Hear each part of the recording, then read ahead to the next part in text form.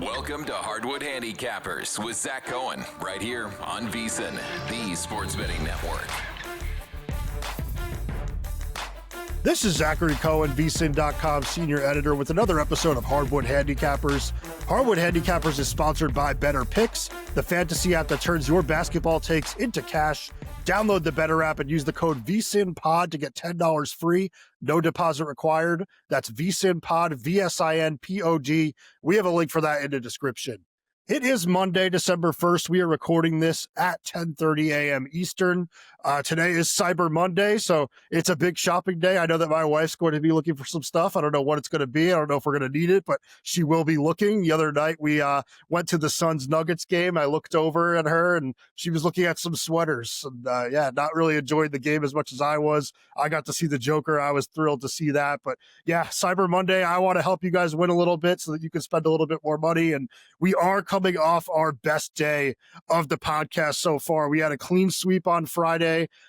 We hit all 6 of our plays. One of those was a 2-unit play on the Jazz money line against the Kings. Just an awesome night, and one that I did feel was coming. Like, it felt like we were due for a really good one, and I kind of kept it rolling over the weekend with 2 profitable days in a row. Saturday was like winning $5-10, nothing big, but yesterday was a big day. Would have been bigger if the Sixers held on to beat the Hawks, but can't complain with any profits. I'm really happy with the way that the last 2 weeks have gone, and hopefully we can keep it rolling soon.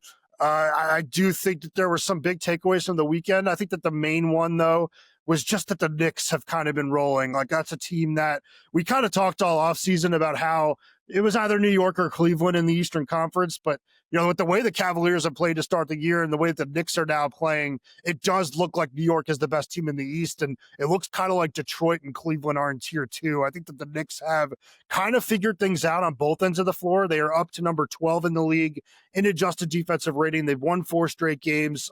The offense has looked a lot better over the last couple of games. I just think that, Mike Brown had an idea of what he wanted this Knicks team to do heading into the season. That was to play a little bit faster, move a little bit more off the ball, and just kind of have a little bit more of an equal opportunity offense. But I do think that he has kind of adjusted for the personnel that they have now, and there's been a little bit more pick and roll. He's been finding more ways to use Cat. Towns' play to start the season was a little bit worrisome, but at the same time, it was more about a lack of usage than just a lack of productivity. And I do think that we're now starting to see him playing a little bit better, and the Knicks have kind of emerged as the best team in the Eastern Conference early in the season. And like I said, the Cavaliers, they have struggled a little bit. We'll talk about that soon when I talk about Cavaliers Pacers, because I do have a play in that game, but Cleveland's offense has just slipped, so more of a top 10 offense than a top 3 offense. Last year, they were the number 1 team in the league, and they just don't have that same crispness. They don't have the same, zip to them. Like, they're not moving the ball as well. Everybody's not moving as well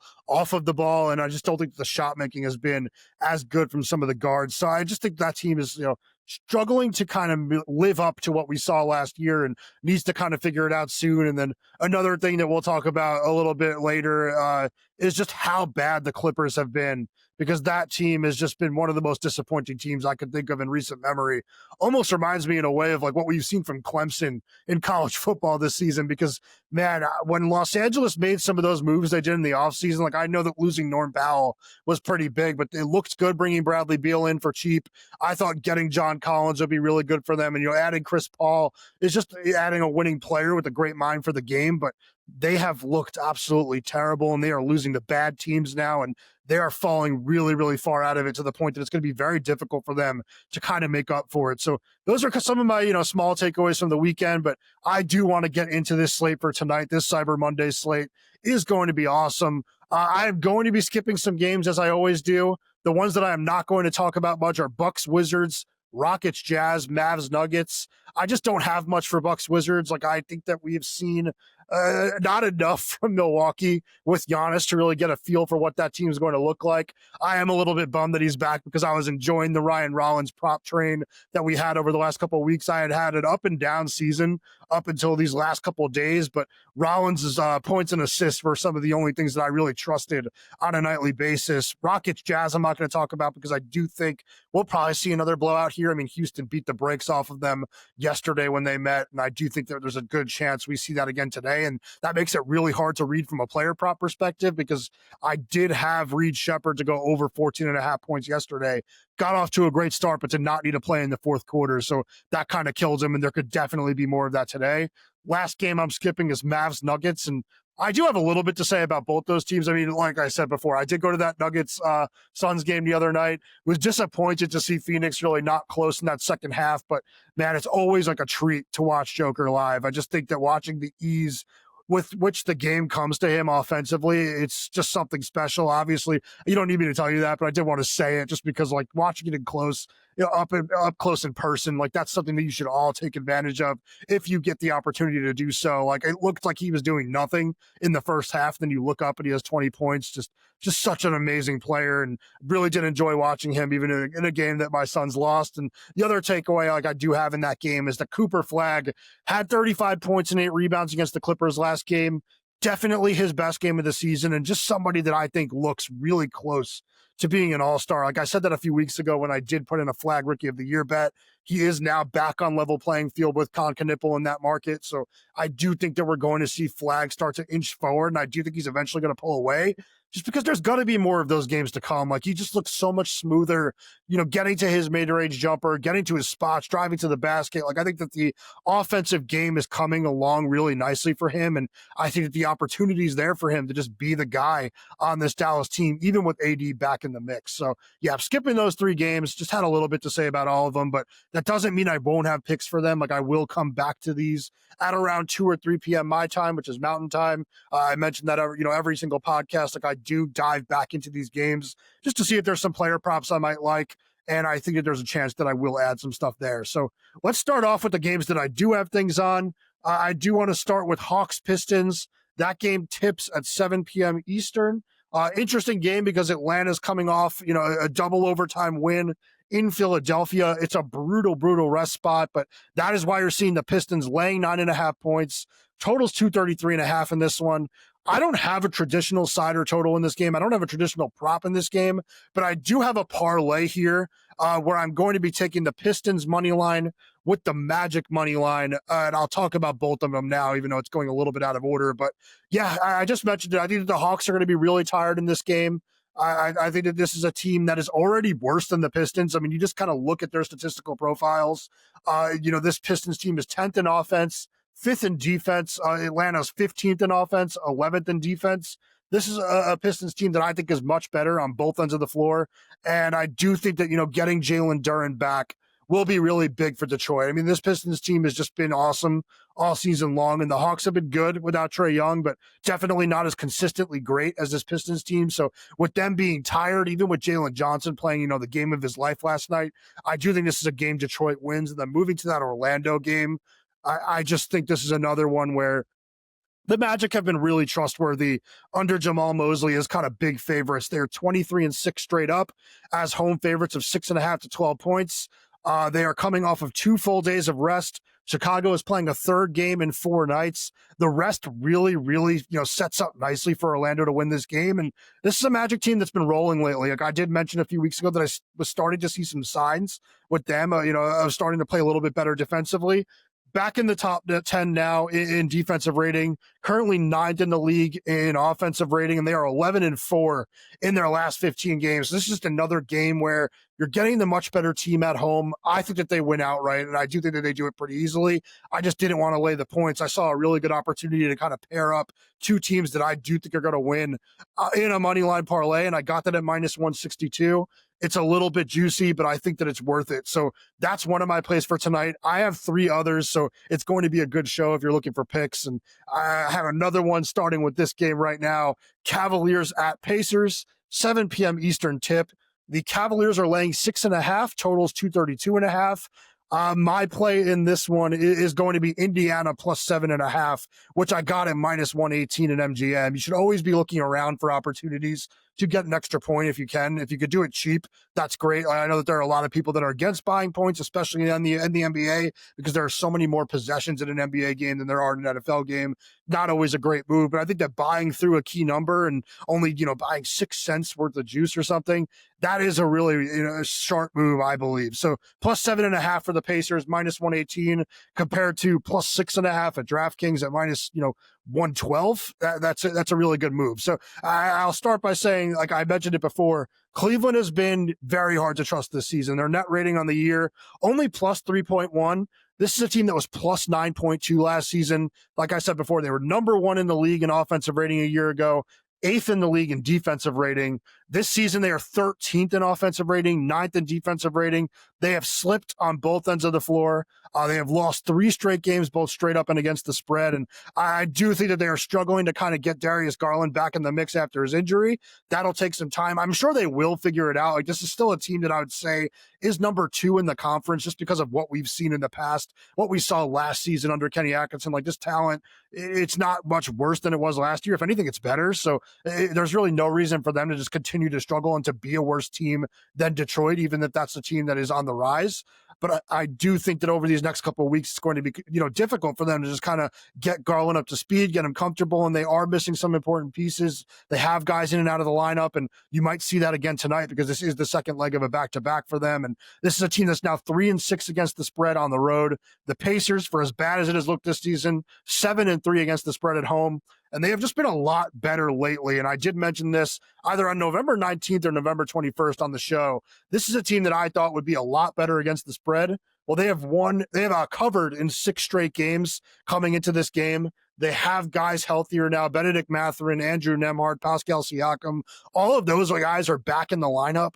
This is now a team that I think is very, very talented. And it's kind of looking like the team that I thought would flirt with 40 wins this season. I should add that, they've covered in 6 straight games. Well, they've had a lot better play at the center position over those last 6 games. And a lot of that has to do with Jay Huff, a player that I do really like. Over those last 6 games, Huff is averaging 12 points per game, 5.5 rebounds per game, and 3.3 blocks per game. He just kind of gives you a little bit what Miles Turner gives you. He's like a Miles Turner light or a diet Miles Turner, whatever you want to call him. He gives you a little bit of floor spacing, a little bit of juice as an offensive player because he's a pretty good finisher at the rim, kind of throws down these reverse dunks out of nowhere that'll just absolutely shock you when they happen, but also a very, very good shot blocker, which is something that this team has needed all season long. So the fact that he's now giving it to them, that is why they're a little bit more competitive. So I do think this is a game where Indiana's being slept on a little bit. Cleveland is definitely a little overhyped at the moment. Plus 7.5, I think, is a really sharp play. I think that the Pacers keep this close and really wouldn't be surprised if they find a way to, win this game outright. Not a VSiN Pro subscriber yet? This is your best chance. Our Black Friday special is live, and for just $60, you'll get full VSiN Pro access to everything we offer all the way through May 1st. That includes daily best bets from VSiN hosts and guests, real-time betting splits from DraftKings, Circa, and Bracco, AI-powered prop bets, weekly wide receiver cornerback matchup edges, 24/7 video and replays on the VSiN Watch app, and then coverage of every major sport through the spring. From football and hoops to March Madness, the NFL Draft, and the Masters, our biggest new subscriber offer of the year is here. Do not wait. Go to vsin.com/subscribe now. That's vsin.com/subscribe. I will say it all year, and I'll say it again. We have some great offers throughout the course of the year. There are none that beat this offer. $60 for access through May 1st is absolutely huge. And if you are a fan of my work, you are getting more from me because not only do I give out the picks on the pod, I always mention I add some stuff to the website. You will get access to those. You will get all of the stuff that I'm doing from tennis, which is going to start at the end of December. I'm really excited for that. I've had some, very profitable seasons in tennis over the last couple of years and hoping to continue that again. But yeah, just an unbelievable offer, unbelievable time to be a VSiN Pro, especially, with the bowl games coming up, with the college football playoff coming up. Now is the time to join. Next game I want to talk about is Hornets at Nets. This is a game where the Hornets are laying 4.5. The total is 228.5. This game's hips at 7:30 p.m. Eastern. You're probably thinking that this is a game that I shouldn't be talking about. You might be right. These are not, the most exciting teams in the world. I mean, Charlotte has won back-to-back games, with wins over the Bulls and the Raptors. Now 6-4 against the spread over the last 10 games. Definitely, playing a little bit better and looking a little bit more like a team that, could flirt with the play-in. They might be a little bit too far out of it now, but this is a team that's starting to play better basketball, and that's a good sign because they have their best players back with LaMelo Ball and Brandon Miller. You want to see them start to play a little bit better and just to kind of get things moving in the right direction because I do think that Lee's a really good coach. And I think that there's talent on this team, especially with how well Con Knippel's played in his rookie season. Like, this is a team that really should be heading in a good direction. So it's nice to see a little bit of fruits of their labor right now. But this is an interesting game because I do think that this is a game where everyone's going to be jumping on Charlotte, and you see that on the VSiN betting splits, which you do get if you become a VSiN pro. There is a majority of bettors on the Hornets right now, but the line is not budged whatsoever. So I do think the Nets look like the sharper side right now, and for that reason, I'm staying away from the side. But I do think there's an interesting play in this game. I think Yegor Demon over 5.5 assists at plus 120 is a really interesting look. It's one that I'm going to be playing as a best bet. I have seen him listed as questionable in some places with the foot injury, but he's not on the official NBA injury report right now, so I would expect him to play. And I do think that he is playing some really good basketball over the last couple of games, and specifically over the last 3 games as a passer. He's averaging 13.3 potential assists per game, 6.0 adjusted assists per game. And this is a very, very good matchup for a good passer because the Hornets are just 26th in the league in adjusted defensive rating. They're bottom 5 in the NBA, defending above the break threes and shots at the rim. If Devin is setting up his teammates for good looks, this is the type of game where they really should bury some outside shots. They should finish at the rim, and I do think he flirts with one of his better passing performances of the year because, honestly, he has not been going over his assist total a lot, but he should, given what he's been doing as a passer. He's just been a little bit unlucky so far. I think we see some of that flip here. Next game we should talk about is the Clippers at the Heat, 7:30 p.m. Eastern tip. The Clippers are 6.5-point underdogs. Total's 235.5. I mentioned how bad this Los Angeles team has been. They have lost 4 straight games coming into this one. One of those against, a Jawless Grizzlies team at home. Another against an Anthony Davis-less Mavericks team at home. Just a team that you absolutely can't trust right now. I mean, I think when I first looked at this game, my lean would have been, LA +7, +7.5. I would have looked to buy some points and get through that key number of 7 if I could, but I don't trust them right now, so I can't do it. And the Heat are, very, very good, very fun to watch at least. They play at the number 1 pace in the NBA. Everybody on this team is thriving in this new offense. And, Tyler Hero has been great ever since he came back. So this Miami team has been looking dangerous and has been looking like a team that could win a playoff series or two in the Eastern Conference to really kind of muddy things up. But at the same time, it's hard to lay 6.5 or 7 points, even in a home game against a Clippers team that is this talented. I know it hasn't looked good to start the year, but you really don't want to be laying points against James Harden. There was a game last week where I thought the Hornets had a shot against them and Harden went for 55. So that's still the type of firepower that this Clippers team possesses. But that's not to say that I'm coming into this game and not taking anything, because I am. I do like Davion Mitchell over 6.5 assists at -122. He has had 9+ assists in 3 of the last 4 games. Also 15.5 potential assists, 12.0 adjusted assists per game in that span. Just the playmaking's been out of control ever since Tyler Hero returned. And that's not a coincidence. It's another player in the team that can knock down threes, that can, finish plays for him. And I will add that Mitchell had 9 assists against the Clippers back on November 3rd when he faced him without Hero. With a little extra firepower, I do think that Mitchell will get back over his number tonight. I think 7+ assists is very reasonable. Like I said before, Miami plays at the number 1 pace in the league. I think that they're going to kind of win out in the stylistic battle here. I mean, the Clippers want to slow things down. They're 28th in the NBA in pace of play. Harden and Kawhi Leonard are both players that like to execute in a half-court setting, but this Clippers team is worse than the Heat team right now. That's just a fact. So when you're talking about 2 teams that want to play a different style, usually the better team will win out in terms of the style of play. So I don't think that Miami is going to get as many possessions as they do in a normal game, where I don't think they're going to, match their number 1 pace this game, but I do think it's going to be a little bit closer to a top 10 game in terms of possessions. Well, I'll keep an eye on that at Cleaning the Glass. That's going to be something I'm very interested in seeing, but I think Mitchell finds his way to 7 assists in this game. Last game I want to talk about, I don't have a play in this one, but I do have a pretty strong lean. It's Suns at Lakers, 10 p.m. Eastern tip. The Lakers are 5.5-point favorites in this game. The total is 234.5. If I were playing something here, and I still might, so, head over to VSiN.com, before this game tips, because I might add it. I actually think I will add it. I think that I would take the Suns at plus 5.5. I'm just waiting to see what happens with Mark Williams on the injury report. He is not listed on the morning injury report. He's not listed on the injury report submitted last night by Phoenix. That usually is a good sign he'll play, but he did miss last game. It was a second leg of a back-to-back, which is what he's been missing anyway. So not sure he's injured, but Jordan Ott, the head coach of the Phoenix Suns, did mention that there was a minor calf issue.